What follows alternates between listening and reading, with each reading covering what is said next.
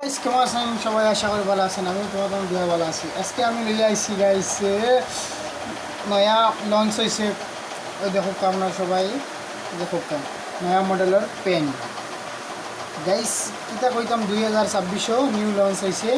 দেখো দিয়া এবার দি দেখো আপনারা যে বাকি লিখতে চাইবে বাকি লিখবো ওই একটা দেখাইলে গিয়া গাইস দেখো দুসরা দেখতে সময় কিলা লাগে গাইস বেগারের মতন লাগে। আপনারা সবাই দেখো এরকম কলম যদি পাওয়ার ইচ্ছা থাকে তো আমার কন্ট্যাক্ট নাম্বার দিব, আপনারা যোগাযোগ করবেন।